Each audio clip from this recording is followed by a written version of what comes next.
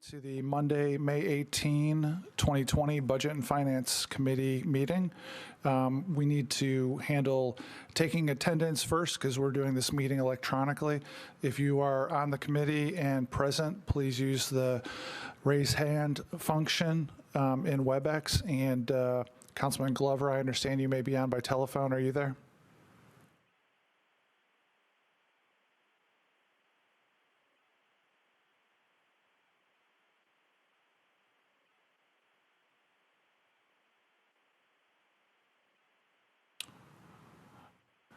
All right, am I crazy? Are we at 0 so far? Council members, if you're on the committee, please use the raise hand function on WebEx to indicate that you're present and attending the meeting. We see some people in the lineup here on WebEx. Yeah, we must not be broadcasting.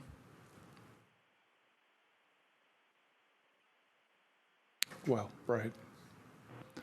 All right, for people who may be watching, I think we think we may be broadcasting, but not on WebEx.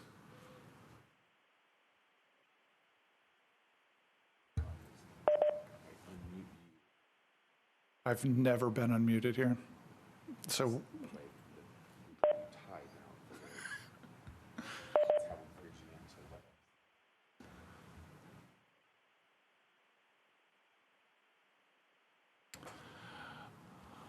All right, council members, we're starting the Budget and Finance Committee meeting for May 18, 2020. For council members that are present on WebEx, please use the raise hand function so we can take attendance. And Councilman Glover, I understand you may be available on the phone. Are you there? Yes, sir, I am. All right, thank you. Council members on the committee, please use the raise hand to indicate your presence.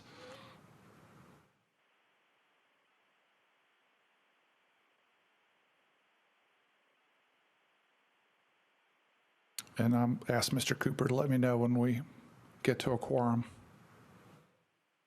Ended the quorum requirement for right now. All right, Mr. Cooper reminds me we've suspended the quorum requirement. All right, the committee members I've got present are Glover, Suara, Druffel, Benedict, Vercher, Sledge, and myself. Is that what you have, Mr. Cooper? Yes. All right, thank you. You guys can lower your hands. All right, I'll read the motion that I need to get started and then ask somebody to make the motion. The motion we need made is pursuant to Governor Lee's Executive Order number 16 regarding electronic meetings as extended by Executive Order number 34.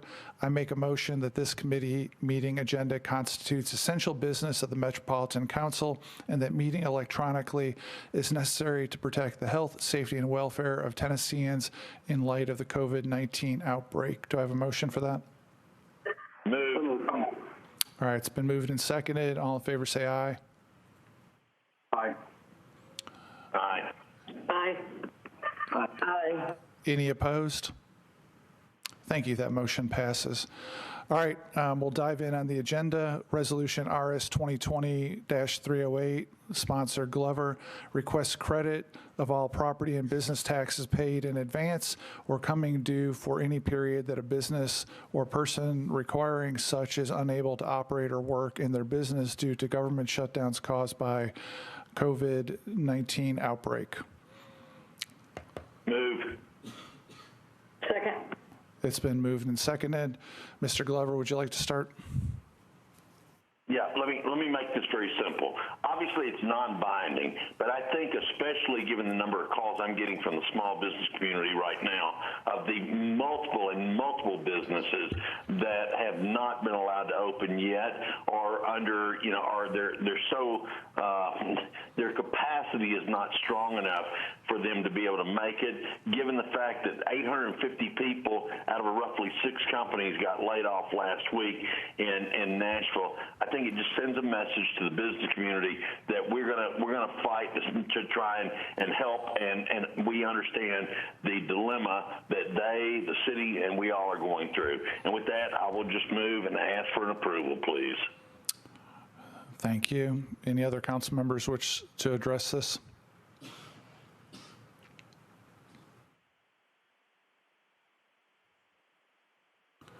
Councilmember Suara. Thank you, Chair. Like I said last meeting, I think it's a good gesture to show solidarity to the business company. But I think there was a suggestion that maybe Mr. Cooper can add it so that when you pass it, and people expect the credit.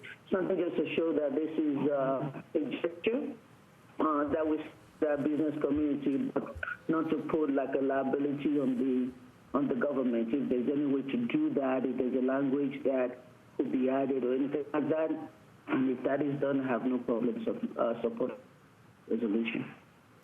Hold on, Councilmember. Can we have the volume turned up in the chamber a little bit? Hold on, Councilmember.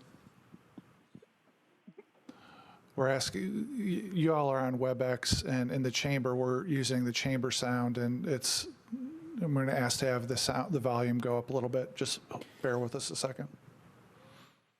So I think I understood the question. Let me make sure. Is the question whether language could be added to the resolution to ensure that it didn't impose any kind of liability on Metro? Yes, that is the question. Because I think that Metro wants to do it. We all want to do it, but we know that the state would not be able to do property taxes credit. That's the main issue. And so can we put a language that says if the state allows do it, we want to do it. Something so that there's no undue expectations or on the part of the business or undue liability to the government. So I think the only it is memorializing. It's non-binding. Section 2 of the resolution encourages landlords to provide a rent credit to tenants to be refunded by Metro, and that's the one phrase in there that I think could pose a problem if landlords do that and rely on that statement as Metro committing to refund that money when we don't know at this point whether we know we can't use our regular general fund money to do that, and whether there are any other federal sources that could be used for that, I'm not sure. So that would be my only suggestion. So can we, if the sponsor is agreeable, I know there's a lot of push asking for the federal government and also looking at the COVID money to allow rent credit at some point, but we don't know what all of that is in this language. So is there something that can be done so that we can approve this? Councilman Glover? I'm sorry, I'm having a really hard time understanding what's being said. What was that, please? So, Councilman Suara. Councilmember Glover, what I'm saying is I agree with what you're trying to do, and I think we should do it, but we don't need to do it. There's a language in there that makes it seem as if we will be giving landlord credit right now. So are you willing to just amend the language to where there's something that says if we're voucher or if we get the federal grant or just something to just that we want to do it, but if we're not able to, no one will be suing the government for something that we passed. Just a suggestion. All right, well, so I'm going to refer it to Mr. Cooper. Mr. Cooper, I mean, a very similar question came up at the last meeting. I deferred it for anyone who wanted to amend this. And so therefore, I really don't want to just keep, putting it off and putting it off because it is non-binding. I don't know. You tell me, Mr. Cooper, is there a way that we can accommodate that question and still have it on the agenda tomorrow night? Because at this point, it's going to be late filed. So if the council suspended the rules, then you could have a late amendment, which would basically just add a clause stating that to the extent funding is available and can legally be used for that purpose or something. Well, then if nobody has a problem with that and they're not going to raise their hands on me tomorrow night for a late filed amendment, I have no problem with that. That's fine. So if that's what we want to add, Mr. Cooper, if you'll draft it for me, we'll put it on there, and I'm good with that. Thank you. Yes, ma'am. Thank you. Looking through the queue. Councilmember Porterfield.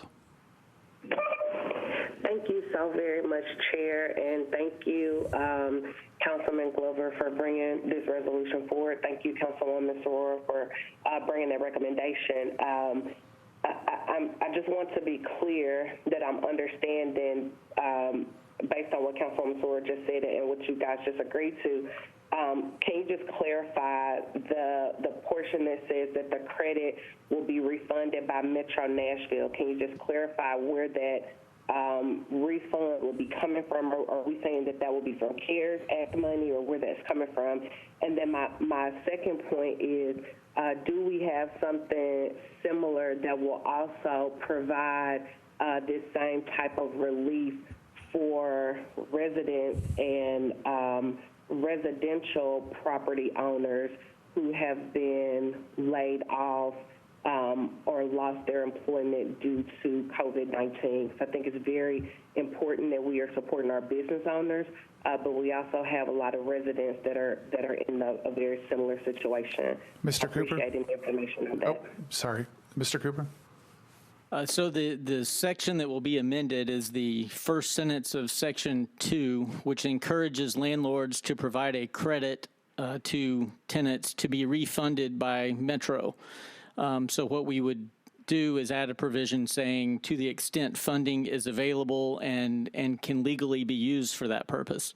So the resolution itself would not actually provide any relief or any credit. It's just more a statement of intent.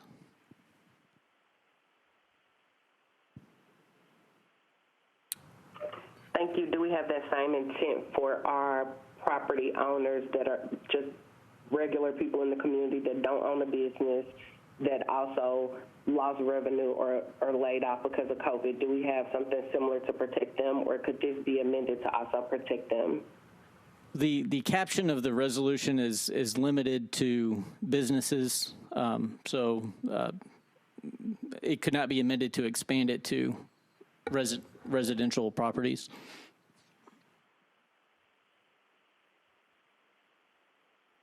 Anything else, Councilmember? That's it. Thank you. Councilmember Vercher? Chair, I just want to get some clarity on this. And you know how I feel about resolutions. Everything that we vote on has meaning, whether it's binding or non-binding. If the sponsor just can clarify, is the language, are we saying we're refunding back any taxes paid on behalf that the small businesses may have paid? We're refunding those monies back to them? Like I just need clarity on what the sponsor is trying to accomplish here.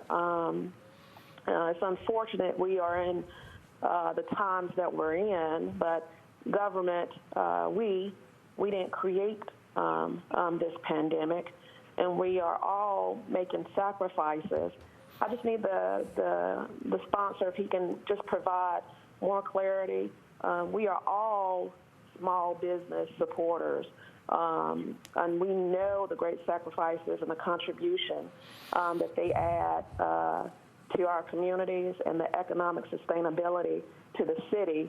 It's just, I don't want just the optics of this to appear that we're suggesting any type of bailouts for businesses and not providing that similar relief to the families that's also suffering due to the pandemic. Thank you, Chair. Thank you, Councilmember Glover. So, Mr. Cooper, I'm going to get you to verify what I'm about to say and just make sure that I'm on task with the answer I'm going to give. First of all, thank you, Councilmember. So this is intended, if you prepaid your taxes, as an example, that would be where, quote, a credit would come into play. realizing once again, this is non-binding. We don't have the authority to do it. It would take a lot of action for us to get there. However, what I'm also saying is that, during the time you've been closed and we've not allowed you to open back up, you would you would basically be given a credit for those months. So I don't think there's really people who have paid in advance of their property taxes necessarily. I just try to cover both sides. So if you were closed for 2 months because we, the government, wouldn't let you open back up, I'm simply saying for those 2 months, we don't deserve to be collecting any property taxes from them. But again, it's non-binding, so it's not like it's got really sharp teeth to this. Mr. Cooper, did I explain that? I think I did. So for Section 1 of the resolution, that is correct. That's what the request is. It's requesting a credit or suspension of taxes collected to the extent we legally could do that. Section 2 of the resolution is where most of the discussion seems to be around, and that has to do with providing credit back to landlords for basically rent abatement for tenants, which could include residential tenants. I reread that section, and it is pretty broad.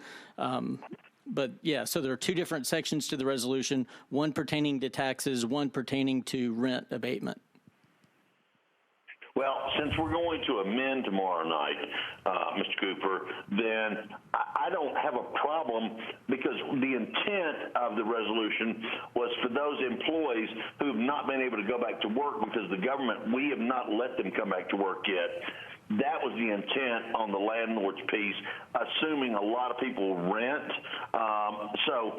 If we need to clean that language up also, I don't have a problem with it. Again, it's non-binding. I just think we need to step out and we need to be a loud voice for our small businesses. Councilmember Vercher. Thank you, Chair. I'd like to be recorded as a no vote. All right. Thank you. Councilmember Porterfield, is your hand still up, or an additional comment? It's an additional question for the sponsor, and thank you so much, Councilman Glover, for that explanation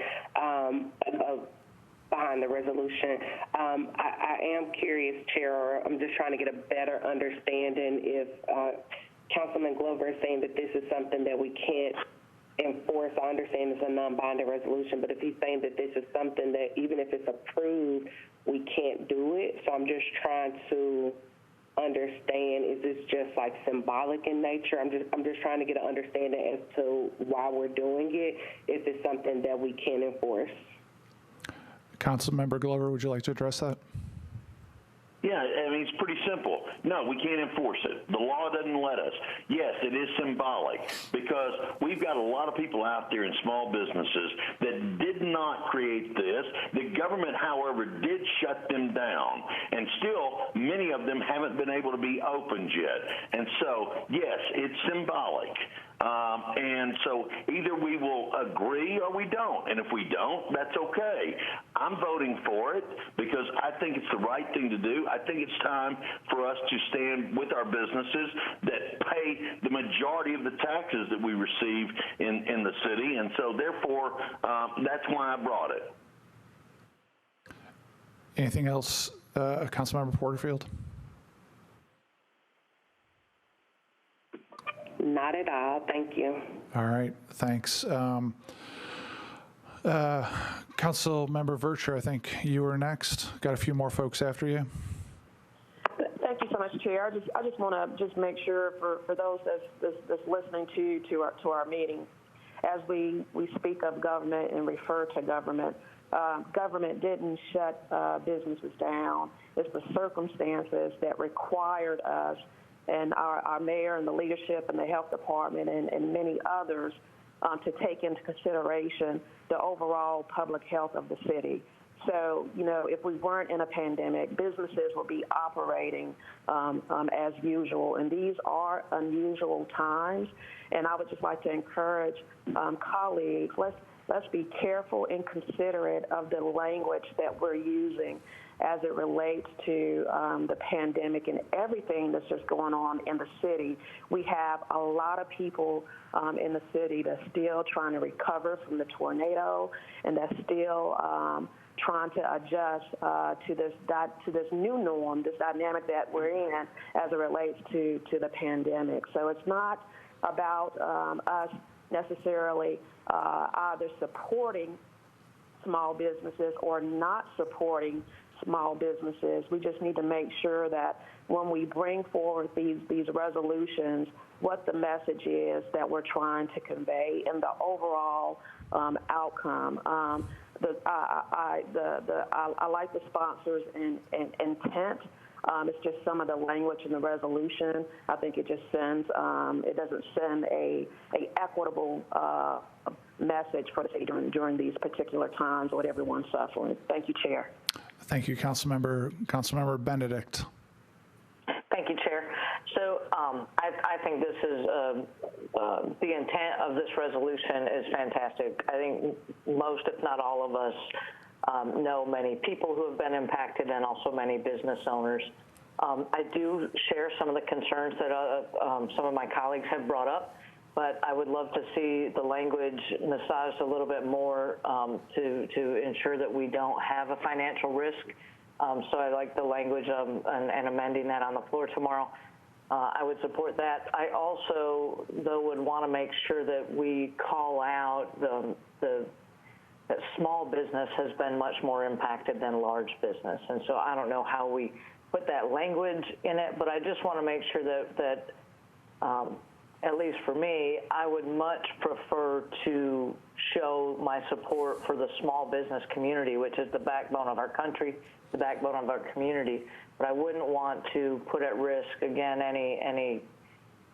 put Metro at risk in any way, shape, or form for, name XYZ Corporation, who also is suffering from having their employees right at home, but it's exponentially less than what our small businesses are experiencing. So I think I appreciate the sentiment of this. I would like to see it massaged a bit more, again, to understand, is there a financial impact? Could there be a financial impact? If there were, what would that be? Which is, of course, this body, this committee's job is to look at that. And then finally, just to make sure that we call out this is about small business. Our small businesses are struggling more than anybody, and I want to make sure that they know how much they're valued. Thank you, Chair. Thanks. Councilmember Roten. Thank you, Chair. I just wanted to make it known that I wish to abstain on this resolution. All right, we're going to have votes in all the different categories, so when we get there, we'll find out whether anybody else is there using the raise hand function. Councilmember, do you have something on the substance, Mr. Roten?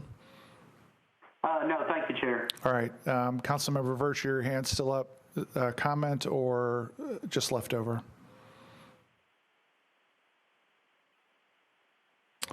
All right, I see no further discussion. Nobody else in the queue. It's been moved and seconded. There have been people indicating that they'd vote no and abstain. So we're going to do this. We're going to do this one at a time. We're going to have people raise their hand if they want to wish to be a yes, and then we'll move on to the others. And I'll start with Councilmember Glover. I assume you're a yes. I am a yes. Thank you. All right. Anybody else who's a yes, please use the raise hand function to so indicate.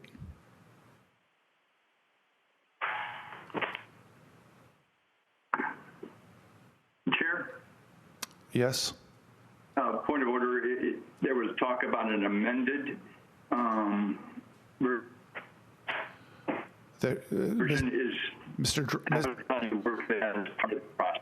Yeah, Mr. Druffel, there currently is no amendment. The talk is about having a late filed amendment tomorrow. So we're voting on the motion. Which is the resolution as presented. And we're in the middle of the vote. So if you're a yes, have your okay, thank you. Sorry. Hand up. And it looks like in addition to Mr. Glover, there are three others, Councilmembers Benedict, Syracuse, and Druffel, and Swara. So that's a total of 5 yeses. If you're a no, if y'all could take your hands down, please. If you're a no, use the raise hand function. I'll be a no vote also.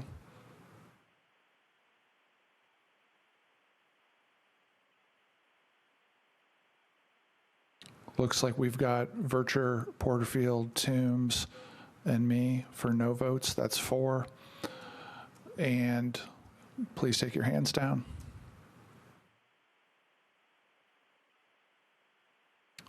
And if you're an abstention, use the raise hand function now.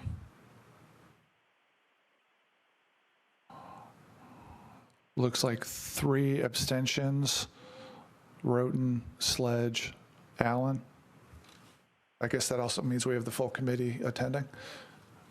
So what was that vote? 5 in favor, 4 against, 3 not voting. All right, so the recommendation is to approve it on a 5 to 4 to 3 vote. All right, thank you. And before we move on to the next resolution, I just want to remind everybody, since there was so much talk about amendments, amendments are due into Mr. Cooper by noon last Friday. So let's try to make sure if there's something you want amended, it's easy enough to contact Mr. Cooper and get something in the package so we can consider it more formally. Next, Resolution RS 2020-315, sponsor Mendez, authorizes the issuance of $613 million in an aggregate principal amount of tax anticipation notes of the Metro government. Let's get a motion first. Second. It's been moved and seconded. I'm going to, before we take questions from council members, I'm going to have Mr. Cooper go through tax anticipation note, or TAN 101, to remind us how these work and their purpose. Thank you, Chair. Tax anticipation notes are a form of short-term, it's a short-term debt instrument, and TANs are issued by local governments to finance operations before tax revenues come in to fund that. So it's just a form of short-term borrowing until the tax revenues come in. For many years, Metro has used inter-fund borrowing during the fiscal year to manage cash flow, and what that means is all of Metro's money is essentially pooled into one pot and segregated within that pot into various funds. And so if one fund has a surplus in it at that present moment, then money can be transferred from it into another account to meet expenses. So that has been a budgeting practice that Metro has used for a number of years. Last year, the state comptroller said that if you're going to do that, you officially need to issue tax anticipation notes, and that has to be approved by the council. So the council did approve last year's issuance of TANs for fiscal year 2020. We have 2 TANs resolutions before you today. The first is for fiscal year 21, and then that's RS 315, and RS 316 is for a relatively small amount of money for the current fiscal year. Thank you. And then also, before opening up to questions, can you help explain the 3 different amendments that are in the package? I know you're familiar with some of the conversations that went on between me and Finance on late Friday and over the weekend. And if you could help us understand the differences between the 3 amendments, that would be helpful. Sure. So there are 3 amendments, both for Resolution 315 and 316. And if you'll give me just a second, I'll pull up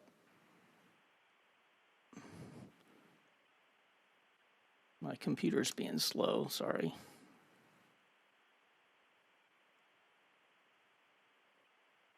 I'm going to make sure that I get them in the right order.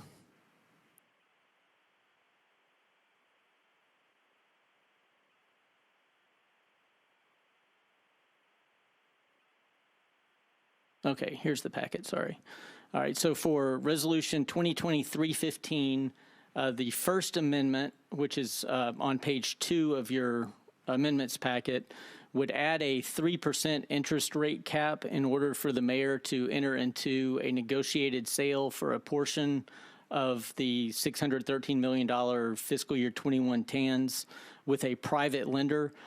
For the current fiscal year, it was all interfund borrowing, so we did not borrow from an outside financial institution. These two resolutions, 315 and 316, include an option for the mayor to use an outside bank or lender if needed. And so what this First Amendment does is add a 3% rate cap on that authority. And if the interest rate was to exceed that 3% cap, then then it would have to come back to council for approval by resolution. The Second Amendment, which is kind of in conflict with the First Amendment, is it would require all negotiated sales with private financial institutions to be approved by the council before the sale could take place. So there would be no rate cap. It would just be, regardless of the rate, it would have to be approved by the council. I think there are some timing issues that the finance department may be able to better explain regarding that. And then the Third Amendment for 315 would take away Metro's authority to sell the notes to a private financial institution, period. So that also would be in conflict with the two previous amendments. Thank you. And if a committee member could move Amendment 1, I can explain, along with Finance, the conversations we had over the weekend, and then we can take up the other amendments as necessary. Can somebody move Amendment 1? All right, thank you. So I'll offer my own brief explanation. Several of us, when we initially read Resolution 315, looked at the function, the new part compared to last year that gave the mayor the authority to enter tax anticipation notes with third-party banks at any interest rate that the mayor chose as too flexible a set of authority. And Councilmember Toombs and I had been, as of last week, co-sponsors of amendments to just say any outside sales got to come back before the council. Well, late Friday, Finance let me know that they may need to do this by the end of June because they have to get it done before the beginning of the fiscal year. And because of the short timeline, there might not be a chance to get back before the council in a regular meeting. And the alternative check and balance that we came up with was to put a cap on the interest rate, so it just wouldn't be any interest rate that the finance or the mayor wanted, but it would be capped at this 3%. So what we have in Amendment 1, the goal is to, given the current crisis going on in society, give the city the flexibility to sell these notes to outside banks and do that by the end of June, but to have it locked in where we know the interest rate won't be above 3% without coming back to us. With that, I will open it up to questions from council members. Councilmember Allen. Thank you, Mr. Chair.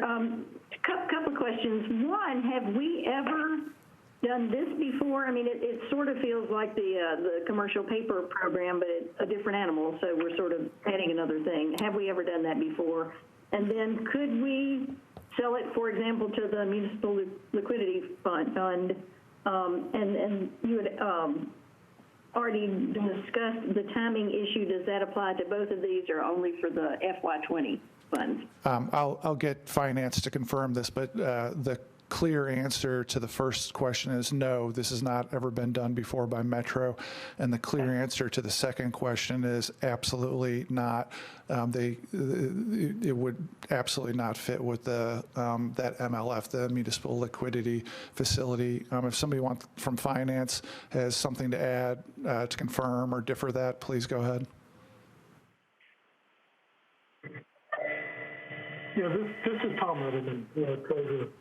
You're correct. This has never been done before. It's totally different than the commercial paper. Commercial paper is issued for the capital program. This is related specifically to our cash flow related to the present budget. Councilmember Allen, anything else? Yeah, and then the final question is, I'm viewing this as short term. Is there any kind of time limit that comes with it? Yes, and there's a difference here between 315 and 316. With 315, the regular TANs, tax anticipation notes, have to be paid back within the same fiscal year.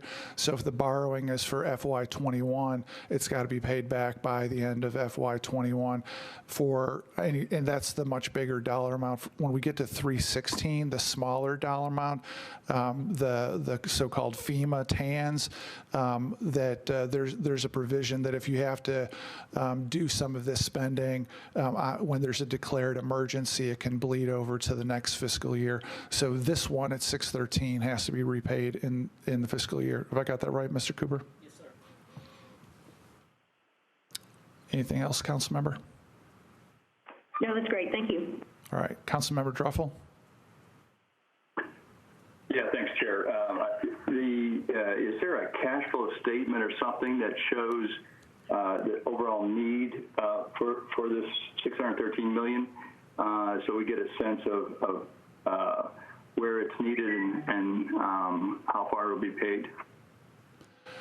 Mr. Edelman? There is. We'll have to get that for you, but we'll provide that information. That was a little fuzzy, Mr. Edelman. You said you'd get that for us before tomorrow? Yeah, I'm sorry, I didn't hear it.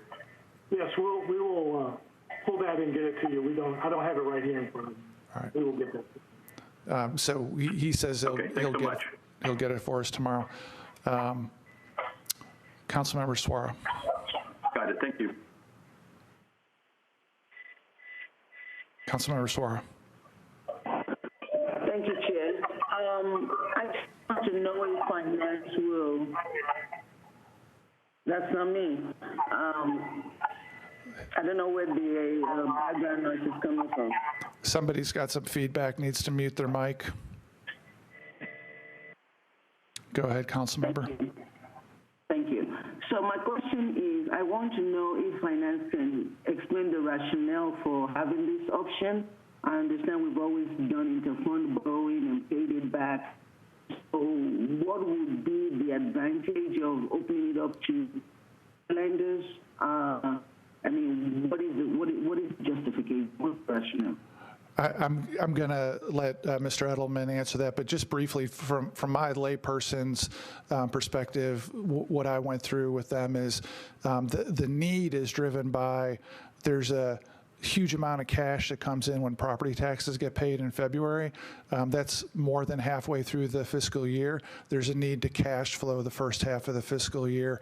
And I think when the second half of that question and looking to outside banks and the advantage, I don't see it so much as an advantage as much as given the crisis, there may not be enough money available in these various funds to do. And so they may need the flexibility to go to outside banks. But Mr. Edelman, can you fill in the details on that?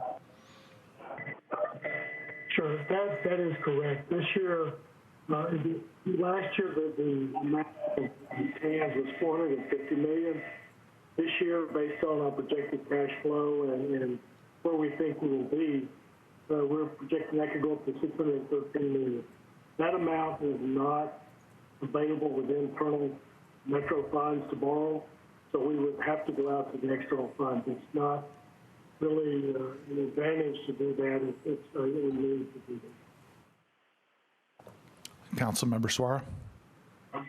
And when we do interfund, since our money to our money, there's no interest rate involved, right? But when we do go outside, there's an interest attached to it. Is that correct? Mr. Edelman? Even on the internal borrowing, there is interest paid to the fund based on the amount that we earn on all of our funds. The external rate will be based on the monthly rate that we can obtain those at. So there is interest paid to the fund, but it's based on our internal earnings rate, nothing more than that. One last question. What is that internal rate? What is it typically? I'm trying to use that to determine whether the 3% that we're putting on the amendment to see where that is with what we typically will pay internally. What is usually that rate? Mr. Edelman? The internal rate is very low. It's most of our funds are invested in the state local government investment pool. I don't have the current rates right now. I can get those for you, but that rate has been very low for a number of years now. Externally borrowing, I tried to get some rates today,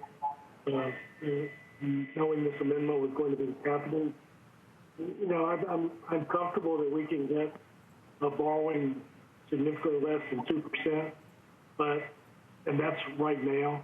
And I think the 3% cap gives us room in case something happens over the next couple of weeks or a month as we're working through this. So the difference between the two rates, I will get the LGIP, the current LGIP rate that we charge or that we pay those borrowing funds, but the external rate is something less than 2%. Almost done. The last week, we said we have enough money to do it internally. So if we do approve it, would we be doing the difference between what we can do in the fund, or we would go for the entire 613 million?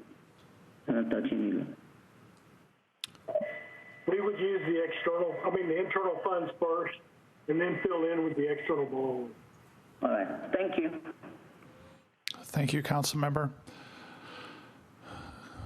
I have a question, Chair. Oh, go ahead, Councilman. All right. So let's say it's 613. I just want to make sure I understand that regardless of the amendments, and I mean, I know we got a 3, unlimited, et cetera. I'm trying to figure out the whole thing. If we think we're able to do the money at 2 points, let's just say 2 points, that's the number. So are we looking at roughly, if we had to borrow the entire amount, are we looking at roughly an addition of 1.2 million or so to our operating budget for FY21? And if so, where is that line item in the operating budget? Mr. Edelman?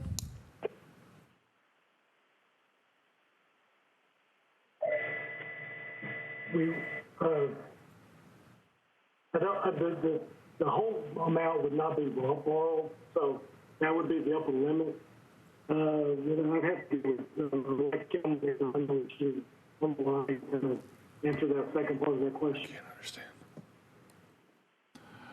Mr. So, Chair, I'm going to ask you if you don't, I'm having a heck of a time understanding, so I'm going to ask you to translate for me if you would, please, sir. We had a problem in the chamber understanding that too. Both neither Mr. Cooper or I understood that. Mr. Edelman, it sounded like maybe you're. Thank you, Mr. Edelman. It sounded like maybe you're on a speakerphone. I don't know if it would help to pick up. Actually, I'm coming through WebEx, so maybe I'm not sure where it is, but there's no anticipation of this being borrowing the total amount. So that calculation would be the maximum if we went everything, but it will not be that much. And for a budget number, I would refer to Kim McDonald. I'm not sure if she's available on the call or not, but I would refer that to her. We're going to check in with Kim McDonald. If she's on, she should be. Kim, are you there?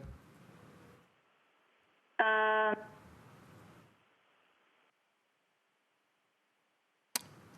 think you need to unmute. Hello? Yep, can hear you now.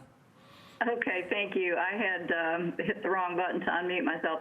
To the extent that we borrow external dollars, there would be money in the debt service, interest expense funds. There's usually a little bit of cushion in there for commercial paper because we don't know exactly what it's going to be. So we would have enough funding in the debt service expense line items to cover interest for external borrowing. Thanks, Mr. Glover. So are we saying then that in the event we did the whole thing, it was 2 points, and I'm rounding here, then we've got enough cushion in our line there in the operating budget of $1.2 million? No, sir, not for the whole thing. We would only be borrowing the amount over and above that we wouldn't have, enough cash flow to fund internally. Right now that's projected to be much lower than the entire amount. I think last year we borrowed about $450 million, and that was all internal. At most it would be the difference between, I think, the 450 and the 613. Okay, well, with all due respect. I'm sorry, I would also point out that as the revenue comes in, we would certainly pay the external borrowing first, and we don't need the entire amount July 1. There's a phase in and a ramp up to that full amount that happens in August and September. So we would do the internal borrowing first, do the external borrowing last, and then pay off the external borrowing first. Right, and I'm simply, again, with all due respect, I've been around this stuff long enough to know if it's there and we pass it, a lot of times it gets used, even though I hear on the floor we're not going to do it that way. And so I'm just trying to make sure I'm dotting the I's and crossing the T's here and understanding what other expenses we may be creating by doing this. And that was really my question. And so while I appreciate we're not going to borrow it all at one time, and hopefully it would never, ever get close to that amount of money, but we would be on the hook for a little over $1.2 million if we exercised the entire thing. And then I'm going to ask Mr. Cooper this question: if we pass this, then they would be able to do that without it coming back to us, as long as it gets paid back in the next fiscal year. Is the way I understand it. Correct, Mr. Cooper? Yes, and if the amendment that's being discussed right now passed, it would have to be within that 3% or less interest rate. Right. Right. Well, given the interest environment out there right now, I mean, 3% or below is nothing that's not reasonable. So, all right. So I just want to make sure that if we pass this, we have just said yes. We've given authority to go borrow up to $613 million, even though it's all got to be paid back. I'm just trying to make sure I understand where all the money's going when we enter into this next year. Thank you, Chair. Thanks. Councilmember Benedict. Thank you, Chair. I think Mr. Cooper just answered my question. We're still just on Amendment 1. Is that right? Yes. Okay. All right. Thanks. Thank you. All right. So at this point, there's nobody else in the queue on Amendment 1, and I will offer an opportunity. Well, let me ask Mr. Cooper. Should I offer a chance to see whether somebody wants to move one of the other ones or vote on this? We can have that discussion. We need to vote on it before we take another motion. All right. It's up to you if you want to. Just for discussion purposes, well, Mr. Cooper tells me we have a motion on the floor for Amendment 1, and we need to vote on it before we take up something else. I guess, Councilmember Allen? Yes, sir. If I could just ask a procedural question for Mr. Cooper to explain. So when we have bills that conflict with each other, if we pass one and then we consider the other twos, do we then consider one to override the other, or how does that work if we do decide to take up more than just the one? So if this was tomorrow night and this was the council floor, if that happened, typically the last in time to pass is what prevails, it would be my hope that the council would not adopt conflicting amendments. For purposes of the committee today, you're just making a recommendation on the amendment, so that doesn't apply as much. But it is important to remain for the amendments to be consistent with each other. All right, so that was a helpful question, Councilmember Allen. So I'm inclined that we go ahead and vote on whether we're going to recommend one or not, and then if anybody wants to move the others, we can get a recommendation on those as well. Before I do that, I see Council Member. Go ahead. Just a quick question of clarification. This is the one on it would cap at 3, correct? I just want to make sure I'm keeping up with the right amendment we're on. Correct. All right, thank you. And Councilmember Sledge, I see your hand up. Yeah, if it gives anyone any less heartburn on this vote, if this amendment is to be recommended, obviously any member of the committee could bring forth Amendment 3, but I do not plan on bringing forth Amendment 3 if Amendment 1 is recommended. So just full clarification. Thank you, Councilmember. All right, we're going to go ahead and take a vote on Councilmember Toombs. Go ahead. Thank you, Chair. I was actually just going to say something similar to Councilman Sledge. If Amendment 1 passes, I'm not going to move forward with Amendment 2. All right, thank you, Councilmember.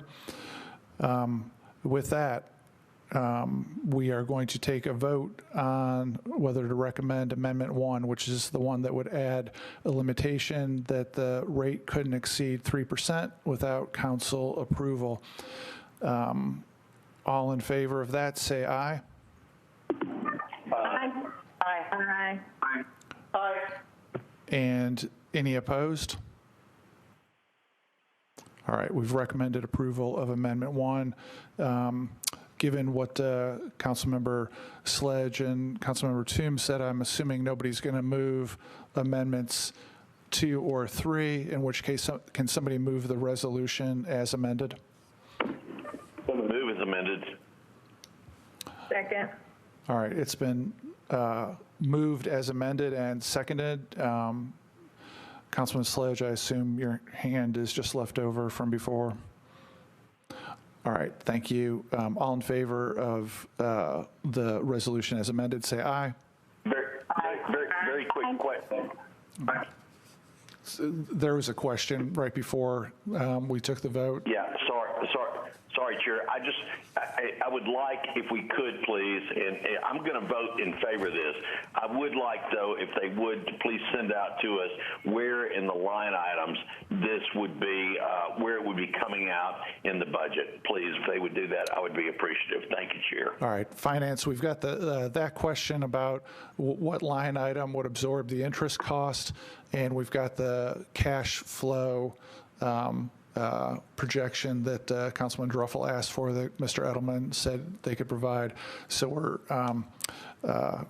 sorry about the little technical difficulty. So we're going to go back. We've got resolution RS 2020-315 as amended. All in favor say aye. Aye. Aye. Aye. Aye. Any opposed? We recommend approval. Thank you, everybody. All right. What was that? 12-4-0 against. 12 in favor, 0 against. Next is Resolution RS 2020-316. Sponsor Mendez authorizes the issuance of $17 million in aggregate principal amount tax anticipation notes of the Metropolitan government. Is there a motion? All right, it's been moved and seconded. I'm going to, I know we talked a little bit about it before. Mr. Cooper, can you explain how this one's different than the last one and what the Amendment 1 does? So this resolution pertains to up to $17 million in TANs for the current fiscal year. So that would be to get us through to the end of June. There's a state law that allows TANs to go beyond the fiscal year if there's been a declared state of emergency, and the COVID pandemic has been declared a state of emergency, so we qualify for that provision. So this would allow us to borrow that money beyond the end of the fiscal year. So that would be up to $17 million. The Amendment 1 that the committee just recommended for 315 is the same for 316. It would set a 3% interest rate cap in order for the mayor to enter into a negotiated sale with a private financial firm. Otherwise, it would have to come back to council by resolution. And then one follow-up, Mr. Cooper, this one references the getting more famous municipal liquidity facility, and I've heard some speculation about whether that means it really does apply to Metro and it really is available. Can you talk about how to interpret the use of municipal liquidity facility in this resolution? So my understanding and my reading of the resolution is that they were trying to make it as flexible as possible, and so that was included at the time when it was drafted. We didn't have as much detail from the federal government about what those funds could be used for. It's my understanding from the finance department that the most recent guidance we've received indicates that we would not be eligible to utilize the municipal liquidity facility. So it does not mandate use of that fund. It just says any private financial institution, including those that are part of the municipal liquidity fund. Thank you, Mr. Cooper. So this is very similar to the last one, a couple of differences. Is there any discussion about this, Councilmember Druffel? Just a question, Mr. Cooper.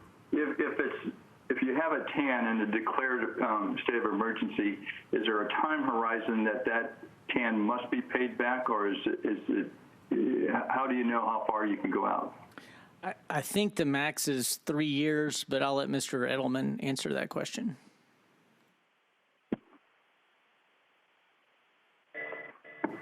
That's correct. That's what we've been informed of, is 3 years maximum that no could be. So 3 years maximum, Mr. Druffel. Okay, thank you.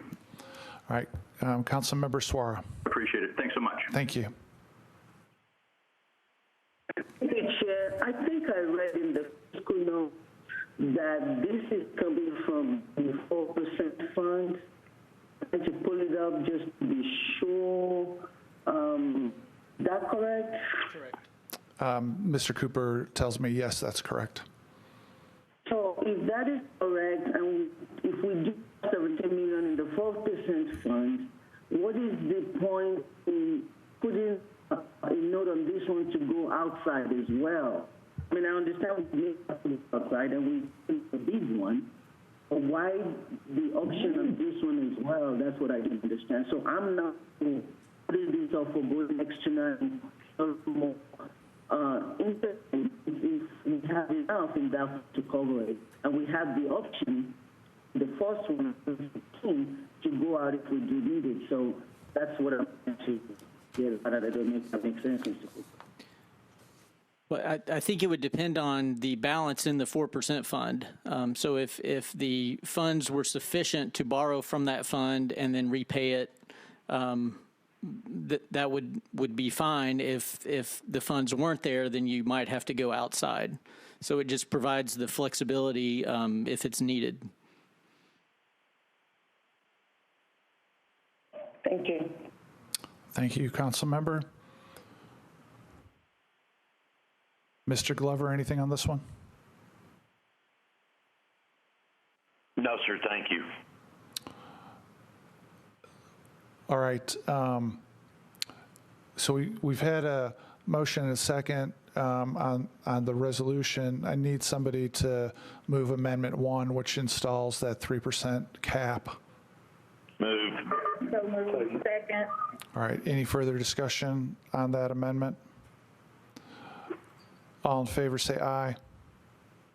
Aye. Aye. Any opposed? Hearing none, we recommend the amendment. I'm assuming nobody's going to move amendments 2 and 3. Absent that, can somebody please move the resolution as amended? So moved. Second. All right, the resolution as amended, Councilman Sledge. Thank you, Chair. I wanted to get a little bit more, I know we talked a lot on the last one, but given that this one is a little different on the FEMA hands, I wanted to have finance explain sort of how they arrived at the number they arrived at, as far as how, up to 17 million, and kind of what our capacity, I guess, would be on a note like this. Sure. Somebody from finance want to take that?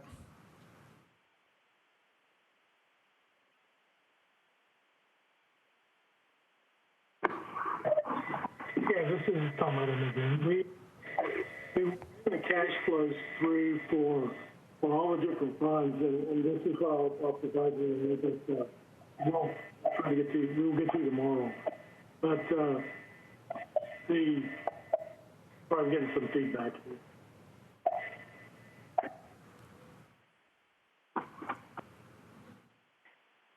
Try now, Mr. Edelman. Okay, I'm sorry. What was the second part of that question? I missed the very end of this question. I can get that again. Councilman Sledge.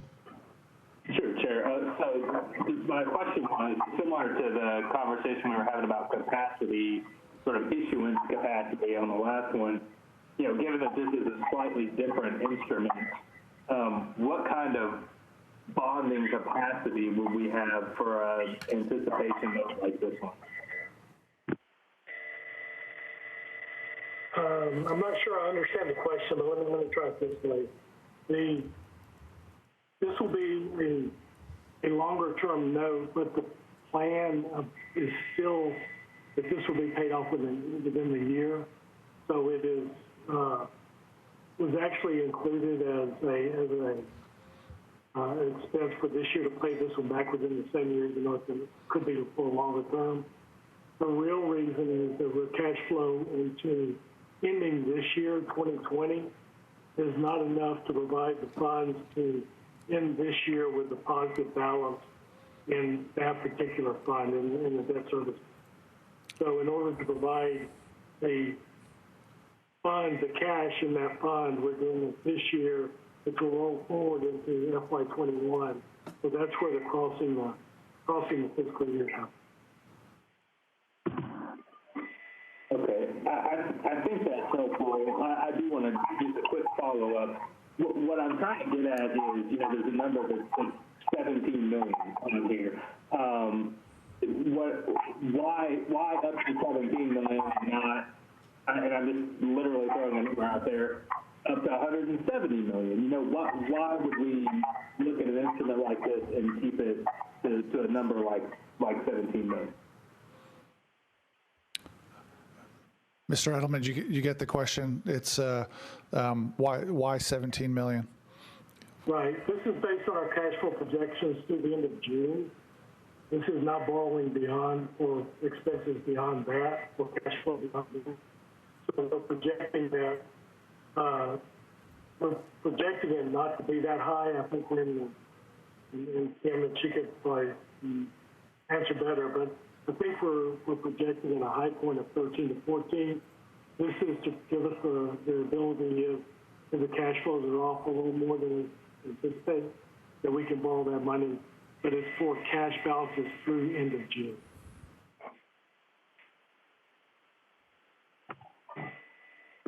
Okay, that's helpful. I'm just trying to, because we're having this discussion, and because it was mentioned, as the chair said, about the municipal liquidity facility, and I think we had mentioned, you know, terms of repayment, you know, sort of these being 3-year terms.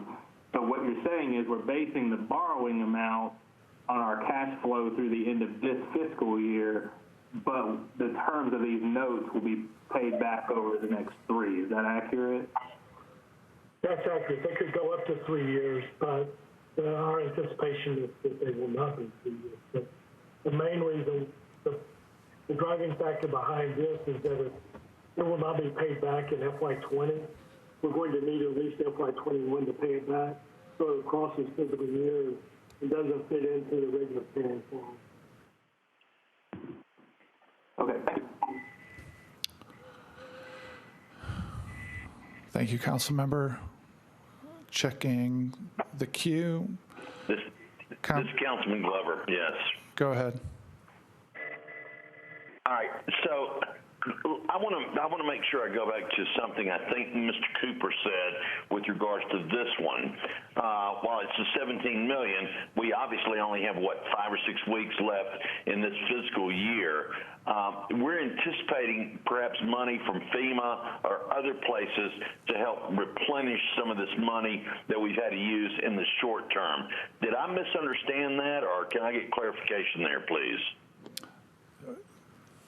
Well, I think the federal money that is coming, certainly through the CARES Act, cannot be used for budgeted expenditures. And what we're talking about here is paying budgeted expenditures. It's a lack of income coming in as well as some increased expenditures that weren't anticipated. So I think it's a combination of both. Okay, well, I guess that's what I was trying to understand in reading the analysis and trying to figure out where we are on the money. So there would be no relief coming from any other source, federal and or state. This will all have to be paid back from the local taxpayer dollars for that $17 million. Is that correct, Mr. Cooper? I don't think we know enough at this point to, at least I don't, to answer that definitively. Someone from finance may be able to. I would like an answer on that, please. Somebody from finance? Yeah, this is Kim again. Yes, the $17 million is projected for strictly the 6 tax funds, and that does not include any of the FEMA funding. The FEMA funding would be specifically to pay for expenses over and above operating expenses for the disasters. Okay. Well, Answer the question? I will try and reach out with you guys.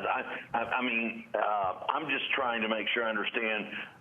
Because of all the confusion, everything that's occurred in this year, I'm just trying to make sure I understand what this is going for, or that's going for. I mean, obviously, it's a pretty big bowl of spaghetti we're serving up. So, with that, Chair, I'm fine. I'm just trying to understand where the dollars are going. Thank you. No problem. And I'm going to add my 2 cents worth on this just because I've had extensive conversations with finance about this topic. And my take on it, and finance is free to pipe up afterwards if they disagree, is as of today, there's at least a couple problems. One is a cash flow to end of fiscal year problem, and the TANs on this resolution are designed to solve cash flow through end of year problem. Borrow money to be able to pay what we need to pay by the end of the year, and then there's a totally different, extraordinarily complex thing that we all have been asking about is like what's going to be available for options to get other relief. Is there some other way to pay for it other than Metro? And finance tells me repeatedly when this topic comes up is that they're going to keep beating the bushes. They've got their ear to the ground with the state. They're in conversations with the state. They're in conversations with our federal legislators. And if there's even a hint of a program that will allow some other way to pay for this other than us paying these notes back ourselves, they're going to be on it. But as of today, other than them sticking to it and learning everything they can learn to deal with the cash flow for the end of the year, this is what they need to do. This is the amount they need to do it with. I'll pause for a second if finance wants to disagree. Otherwise, Councilmember Benedict. Thank you, Chair. I think you were heading towards where I want to go now, which is really probably a question for Finance or maybe for Mr. Cooper. If we had more than 2 days of cash on hand, how much of this vehicle would we need?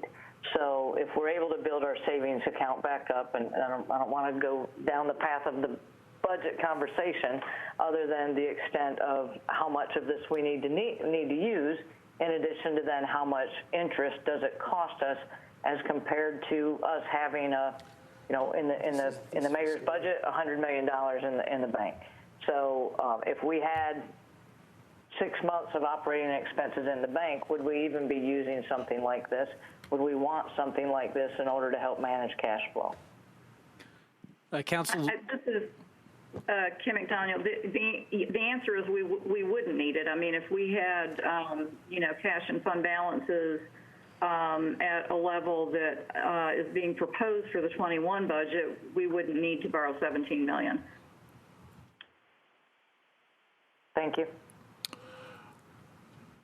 All right. So we're on the resolution as amended. There's nobody else in the queue. All in favor, say aye. Aye. Aye. Any opposed? We recommend approval. Thank you. All right. Resolution RS 2020-317, sponsor Mendez, authorizes the extension of Metro government's general obligation commercial paper program and the amendment of the terms of the credit facility related thereto. Is there a motion? Move. It's been moved and seconded. This is another one where I'm going to ask Mr.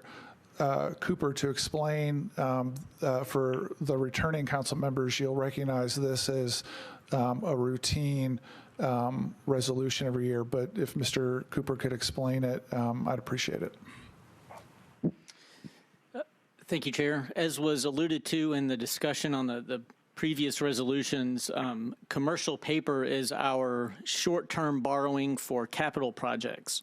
So it's not the tax anticipation notes that we're talking about. This is money that we borrow after the council approves a general obligation bond authorization resolution that authorizes funding for capital projects.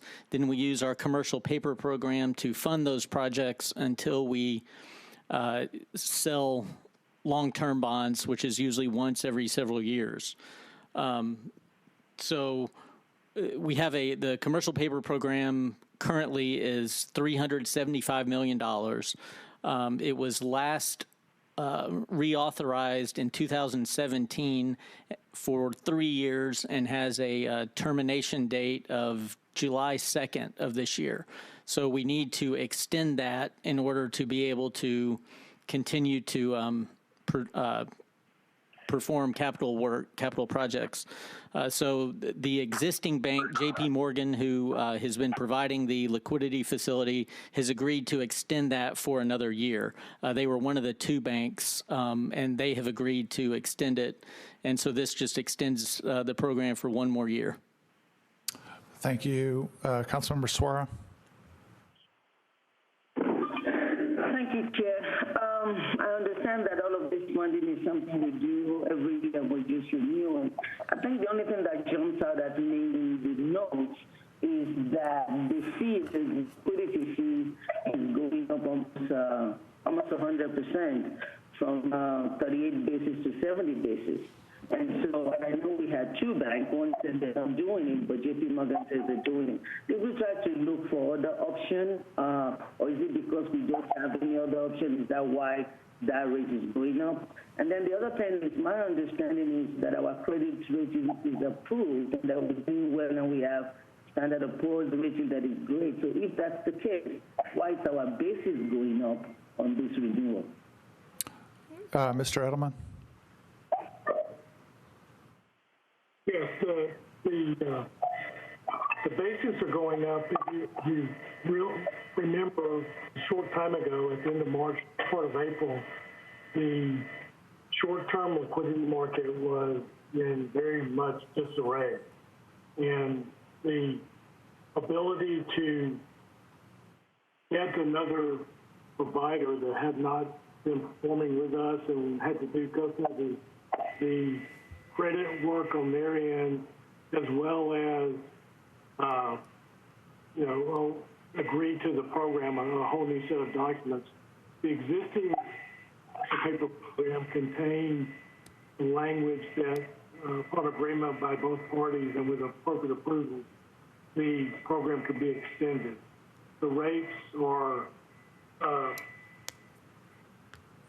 comparable to others. We got 4 or 5, I think there was 5 total, including the current, or including the bank that they were using. And the rates that we got or the fee rate that we got from our bank that we're going with was the lowest of the 5 that we surveyed.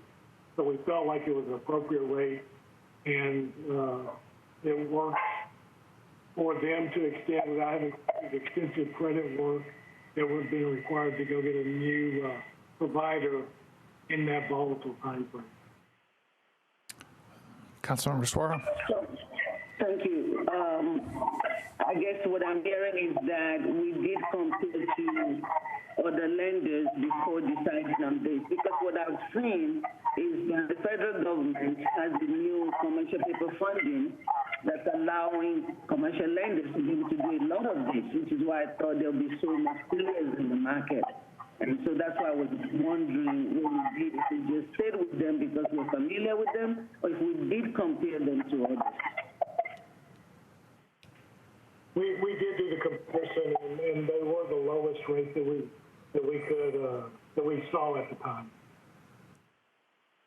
Thank you. Thank you, Councilmember.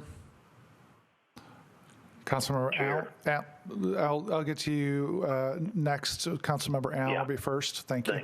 Thank you. Thank you, Mr. Chair. Just a looking ahead kind of question then, since it was problematic to be working in the short term for the 1-year extension, what will be the timing for looking for next year so that we can go through an orderly process and give other entities the opportunity to do the credit homework that they would need to, so that perhaps we have more options at that point? I believe the language is 120 days prior to the end of the term when we have the option to, or when we contact the bank on the extension, and that would be the same time frame when we would start the process for looking, if we're putting it out to basically an RFP process is run by our FA to get the new quotes in and look at the program. So it'll probably be 3 to 4 months prior to the termination of the program, which is basically where we were when this last volatility situation happened. So for clarification, it was not the length of that period of time, it was just the market conditions going on during that period of time, and hopefully we won't be in that position next year? Correct.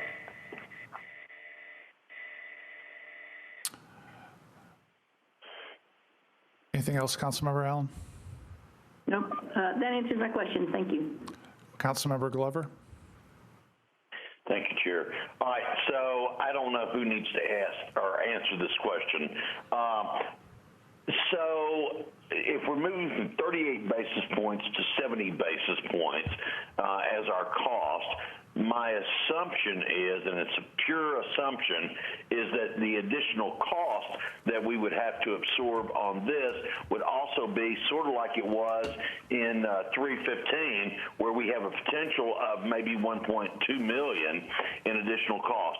Does the same hold true here? Because, I mean, this is more than doubling. This is literally more than doubling our, well, no, it's literally, it's sitting right about, but from 38 basis points to 70 basis points is a fair amount of money, given the fact that the environment out there on interest rates really hadn't changed that drastically on short-term paper, unless I've just really missed something in the last few weeks. Councilman, I think it's important to note that the liquidity fee is, I mean, yeah, it is going up, but you pay the fee, I think, on the amount of commercial paper that's outstanding. And so if you had it all 375 million outstanding, that would be an increase of about $120,000 in the fee. So it is an increase, but it's not a exorbitant amount of money. Is that in the same line, Mr. Cooper? It would be out of the, as Ms. McDaniel said, the interest payment in the commercial paper program out of that line item. Okay. All right. Well, then, I'm sorry. When we were preparing the budget, even before this happened, I think we had doubled that rate for purposes not knowing what the new liquidity fee would have been. So we added a increase to the amount to not knowing what it would be in July prior to the disruption in the market. Okay. All right. Well, so then I assume when you guys send out the information to the committee or to the council as a whole on the line item, then Mr. Cooper, I just want to confirm that's where the money for this, the additional expense, would come out of as well. Is that correct? Yes, that's my understanding. All right. Thank you, sir. Thank you, Chair. No problem. All right. Seeing nobody else in the queue, we're voting on Resolution RS 2020-317. All in favor, say aye. Aye. Any opposed? Hearing none, we recommend approval. Next is Resolution RS 2020-318, sponsors Mendez Hancock Styles, approves mayoral conditional approval and acceptance of a local government coronavirus relief fund grant from the U.S. Department of the Treasury to the Metro Nashville Finance Department to respond to the public health emergency caused by the coronavirus pandemic. Is there a motion? So moved. Second. All right, it's been moved and seconded. This one, too, I'm going to ask Mr. Cooper to start us off by describing what exactly this does and what the amendment proposes to do. So this is to accept the CARES Act $121 million that we're receiving as a direct allocation from the federal government. It's called a grant because in our terms, that's what we consider it. So it's coming to you in the form of a grant resolution. So this, like all other grants that come to Metro, this is the council accepting the grant funds. There is a proposed amendment that would require the council to approve a disbursement plan before any of that $121 million could be spent. So that's the one amendment that has been filed for this resolution. All right, thank you. So would somebody like to? I'll move the amendment. All right. Okay. All right, the amendment's been moved and seconded, and I see Councilmember Suara with her hand up. Oh, I'm so glad with the amendment because I think it answers some of the questions that I have. The only thing that and I don't know whether this will be under the amendment or the full discussion, I don't know. But I have a question as to whether we can use this fund to refund some of the expenses we already incur, or those will be separate. That's just the only question that I have. But having the council approve the disbursement is great. I'm in support, and that answers almost every other question that I have. All right, is somebody from finance, would you be able to address the question about whether this $121 million could be used to reimburse some expenses Metro has already incurred in connection with the virus?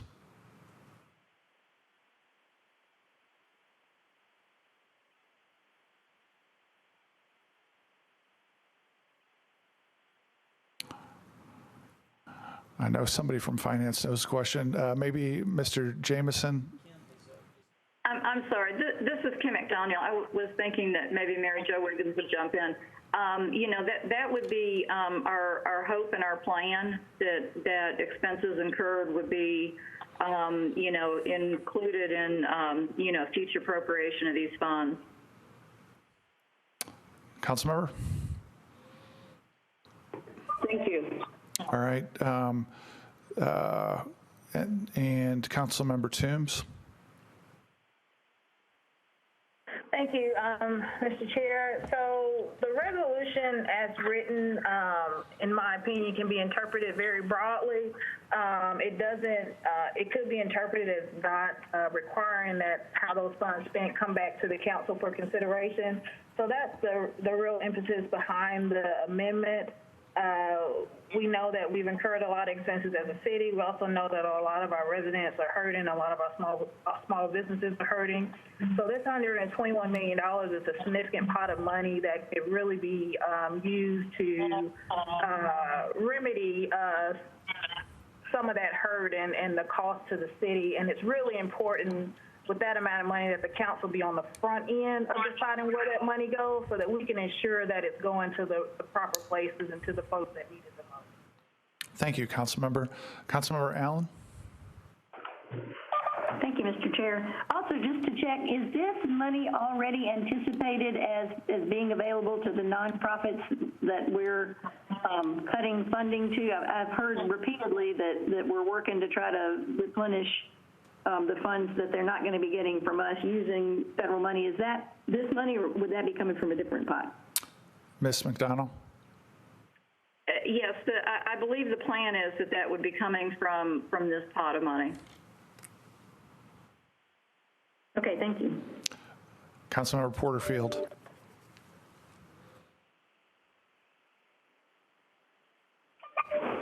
Thank you, Chair. I apologize. I had a hard time coming off of mute. I definitely support this legislation, and thank you for bringing this forward to the sponsor. I think it is important that the council has a voice in how this money is being spent, and the community has been very vocal about wanting to make sure that this process is inclusive. So thank you so much for bringing forth this legislation, and I will be supporting it. Thank you. Thank you. And I see Mr. Jameson with his hand up. So, Mr. Jameson? Thank you, Chair. Can you hear me? Yes, sir. Thank you. I did want to relay a potential concern the administration has with respect to keeping the funds available for emergency responses now. We are immediately and currently expending funds for shelter purposes, for PPE. We are not hitting up this fund yet, but we will need to use those funds as soon as possible. And just want to make sure that should the amendment pass, if we're unable to spend that until it goes through council, we have expenses that we're incurring now for which the 121 would provide payment. So Mr. Jameson, I got told right before this hearing that that was the position immediately before the hearing, and I got to be honest with you, that flatly contradicts what I've been getting told by finance since the money came in a month ago. I've been told the money is sitting in a segregated account and not one penny of it will be spent absent a governance structure that's created. I really don't fundamentally understand under what authority the money could be spent without council approval. Are you telling me that some of the money's already been spent? No, we have not tapped into the 121, and I want to make clear that it is not the mayor's intent in any way to expend it without council approval, council acceptance. I just want to make clear to the council, should they see that there were expenses that were tapped, on which the 121 was going to be relied on for payment, that we weren't starting to incur those expenses without council approval. That ledger is already being generated, if I'm making sense. But no allocation is being spent, no checks are being drawn. The only reason, and we will get to the chair's amendment to the operating budget, which feeds on the same principle, that the administration is strongly in favor of the council's review and legislative oversight over the allocation of these monies.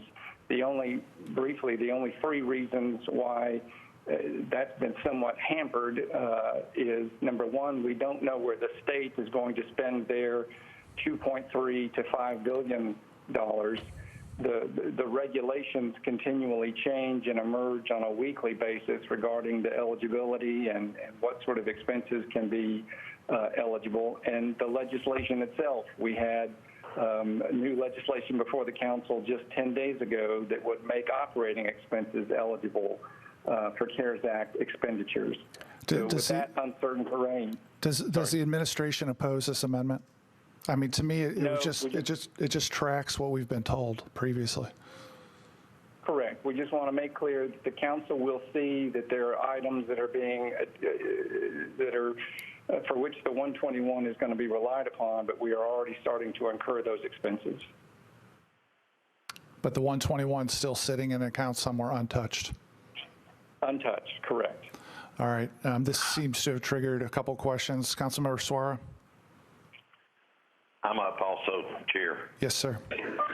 Thank you, Chair. Mr. Jameson, with all due respect, I think what's going on is what we're asking for is even a plan on how the money will be spent. And we've had this for some time, and there's nothing coming to council. Nobody knows what's going on. People in the community are wondering, can we use it for renters relief? Can we give it to small businesses? And nobody knows. And so I think that the administration should understand what we're having to do with our council people. And what we're saying is, yes, you do have to spend it on some things, but can we at least get a proposal or a plan of these are the areas that we want to spend in or what we're considering? That's one. The other thing is that I want to ask if the administration is actually open to having maybe council members or some citizens as part of a commission or a coalition, a group that is working together on how the money is expended. Because I think it's very important. There's a lot of people that are hurting. There's a lot of people that's going on, and there's a lot of relief this money can provide. But not knowing what's going on, I don't think is in the best interest of the administration because it's causing some distress in the community. And so, at a minimum, if you're not having input from anybody outside of the administration, at a minimum, I think the council deserves to have a plan or a proposal. It doesn't have to be all detailed out, but at least we need to know what is being thought with regards to the money. Thank you. Chair, if I can address the council lady. Sure. Council lady, absolutely. And a proposal is absolutely desired to be submitted by the administration. I would ask you to think of the terrain that we're in right now. As you know, we're receiving $121 million as a direct allocation from the CARES Act because we are a city like Memphis that exceeds a population of 500,000. Otherwise, the state of Tennessee will receive $2.3 billion plus an additional close to $2.5 billion through other CARES Act provisions, a total of $5 billion.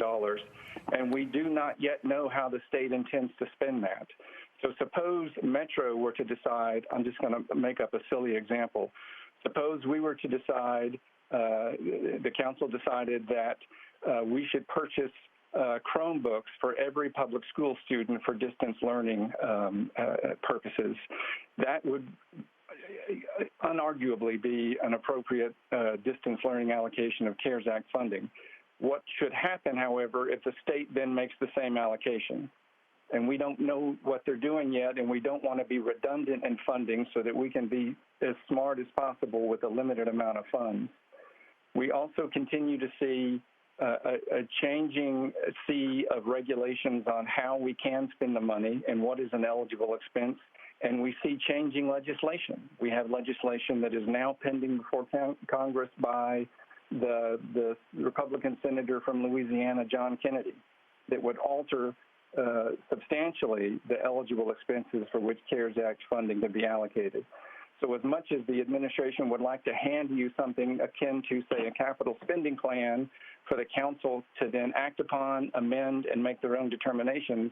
It is just a sea change of uncertainty at this moment, and that's why I think when we get to the operating budget, you will see an amendment from the chair with which the administration fully agrees for the establishment of a committee that includes council members and a broad spectrum of individuals and citizens that can make recommendations for ultimate allocation of the money.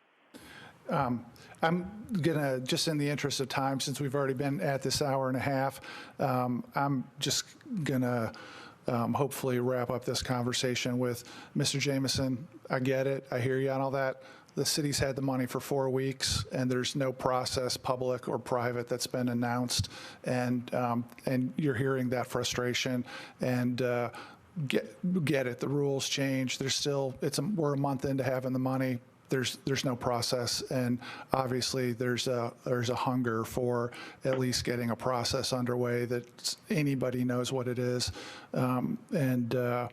so thank you for joining the conversation, Mr. Jameson. I don't see anybody else in the queue. I still have a question, I'm sorry. Go ahead. And actually, given what you just said, it's more now of a comment. I don't think it's ever bad that we work collectively between the legislative branch and the executive branch. And so if this amendment allows us to do that, to where it's got to come to where we kind of put some assurances in place, that, in my mind, is a good thing to do. It would be nice to think we can all work collectively because we're all in this thing collectively. Thank you. Thank you, Mr. Glover. All right, now I think there's nobody else in the queue, and we're voting on the amendment. Is that right, Mr. Cooper? All right, we've got the amendment. It's been moved and seconded, and there's no further discussion. All in favor, say aye. Aye. Any opposed? Hearing none, we recommend the amendment. Somebody please move the resolution as amended. Move as amended. Second.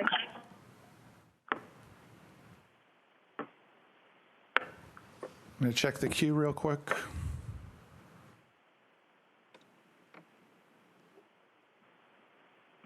The resolution's been moved as amended. All in favor, say aye.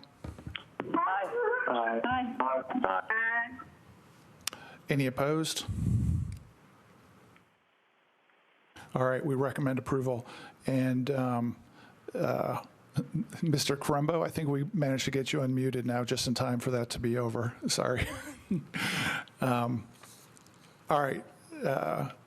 Next, we move on to Resolution RS 2020-319, sponsor Mendez, approves an amendment to a grant from the Tennessee Department of Human Services to the Davidson County Juvenile Court to establish and enforce federal and state mandated child support program guidelines for children born out of wedlock. Is there a motion?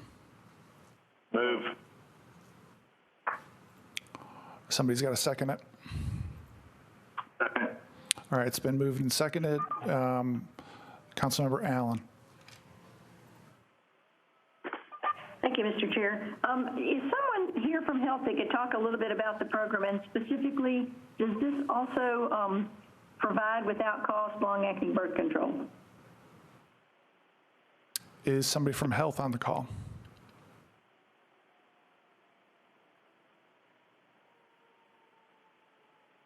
I think no, Mr. Cooper. We do not see anybody on the call from Health. We can, if you want, you can defer to get that figured out next time. It's your call. I will ask the question. If I don't have an answer, I will discuss deferring tomorrow. I mean, I'll email the health folks and see if I can get an answer. Gotcha. Thank you. Seeing nobody else in the queue, it's been moved. There's a second. All in favor, say aye. Aye. Any opposed?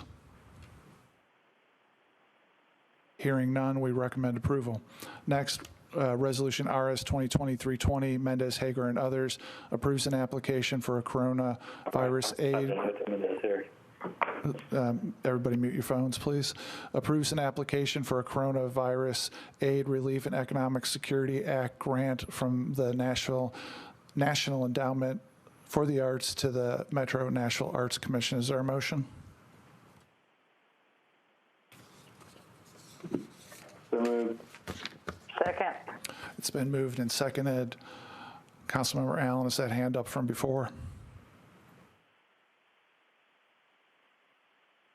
Yes. All right, seeing nobody in the queue, it's been moved and seconded. All in favor, Resolution RS 2023-20, say aye. Aye. Any opposed? Hearing none, we recommend approval. RS 2020-321, Mendez Pulley approves a contract between the Tennessee Department of Mental Health and Substance Abuse Services, the Metro Nashville Fire Department, authorizing the state to pay the Metro government for emergency transportation services. Is there a motion? Move. So moved. Second. It's been moved and seconded. Councilmember Benedict? Thank you, Chair. Have we ever exceeded the amount that we get from the state? In other words, have we spent more than what they've allocated and reimbursed us? Is it, what department? I can answer that question. Go ahead. This is Laura Faust with the Fire Department, and no, we have not. Thank you. All right, that was easy. Seeing nobody else in the queue, we're on Resolution RS 2020-321. All in favor, say aye. Aye. Aye. Anybody opposed? Hearing none, we recommend approval. Next, Resolution RS 2020-322, Mendez Pulley Hancock approves a port security grant from the U.S. Department of Homeland Security to the Office of Emergency Management to protect maritime critical infrastructure, support overall port resilience, and recovery capabilities. Is there a motion? Move. So moved. Second. It's been moved and seconded. Seeing nobody in the queue, all in favor say aye. Aye. Anybody opposed, say nay. Hearing none, we recommend approval. Resolution RS 2020-323, Mendez Pulley Hancock approves a bulletproof vest grant from the United States Department of Justice to the Metro Nashville Police Department to purchase bulletproof vests for law enforcement personnel. Is there a motion? So moved. Move. Second. It's been moved and seconded. Seeing nobody in the queue, all in favor say aye. Aye. Aye. Any opposed? Hearing none, we recommend approval. RS 2020-324, Mendez, Henderson, and others approves a cooperative purchasing master agreement for refuse and recycling solutions and related products, equipment, and services. Is there a motion?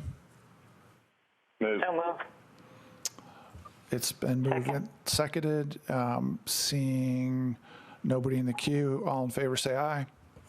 Aye. Aye. Any opposed? Hearing none, we recommend approval. Resolution RS 2020-325, sponsor Mendez, authorizes the Metro Department of Law to compromise and settle the personal injury claims of Nadia Bruce and Brian Rawlings against Metro government in the amount of $90,000 to be paid out of the self-insured liability fund. Is there a motion? Move. Second. It's been moved and seconded. Seeing nobody in the queue, all in favor say aye. Aye. Any opposed? Aye. Any opposed? Hearing none, we recommend approval. Resolution RS 2020-326, Mendez, Henderson, Allen approves amendments and agreements between Metro government and the Tennessee Department of Environment and Conservation concerning maintenance of closed solid waste disposal facilities. Is there a motion? Move. Second. It's been moved and seconded. Seeing nobody in the queue, all in favor say aye. Aye. Any opposed? Hearing none, we recommend approval. All right, we're in the home stretch now, guys. Bills on second reading. BL 2020-286, Mendez approves the budget ordinance of the Metro government of Nashville and Davidson County for fiscal year 2021. And before I seek a motion, let me mention that, so what's typical is that we take both the budget ordinance and the next one, which is a tax levy, and defer to the June 2nd public hearing on the budget. And so I'm going to ask for a motion to defer, and then I'm going to just describe what Councilmember Toombs and I put in the amendments package. So if I could have a motion to defer for one meeting. Move to defer for one meeting. All right. That's been moved and second. I want to describe, so in the amendments package, starting at page 26, Councilmember Toombs and I put in what we called substitute bill, and it only includes the several pages of text.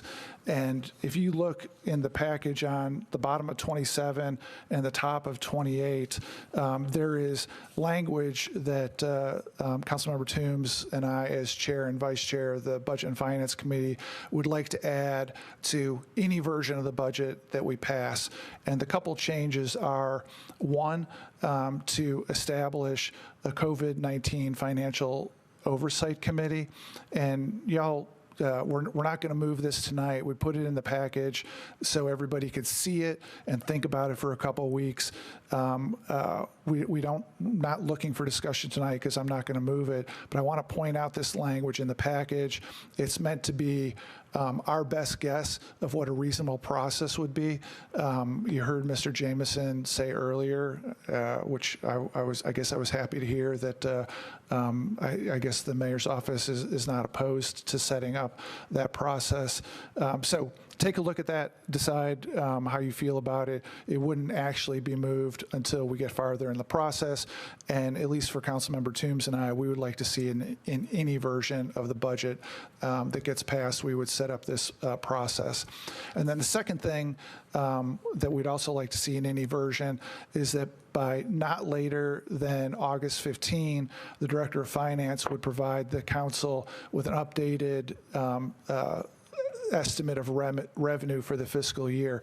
And the idea here is that I've worked with Mr. Cooper over the last few weeks to figure out what is an absolute drop dead date by which the tax levy would have to change in order to get it in the tax bills in October. And what the trustee has advised us is that that drop dead date is September 1. Any change in the tax levy has to be done by September 1. And so by sticking this language in whatever budget we pass, it would require the finance director to update the revenue projections by August 15. And if federal programs come along that give us a bunch of money, or if there's wonderful news and the economy rebounds in the next 60 days miraculously, and the projections are higher, and that makes us want to do a different tax levy, we would have to have some special meetings at the end of August to do it, but we could get the latest information by mid-August, change the tax levy by the beginning of September, and that would be a hedge against if something happens with federal programs or better than expected performance by the economy, and to make sure that everybody knows in the council and out in the community that we'll take a second look at the revenue right up at the last minute before the tax bills go out. So I will see if anybody has questions or comments, but I would encourage that we're not. I have one. One second. We're not moving this tonight. This is really just to think about till it comes up later. Mr. Glover? It would be my sincere hopes that we have a variance of ideas on whoever this committee is to where we have all parts of Nashville represented, and I think I'm pretty clear on what I mean by that, but I really hope we do that going forward. Thank you. Thank you, sir. All right, with that, I have not moved this.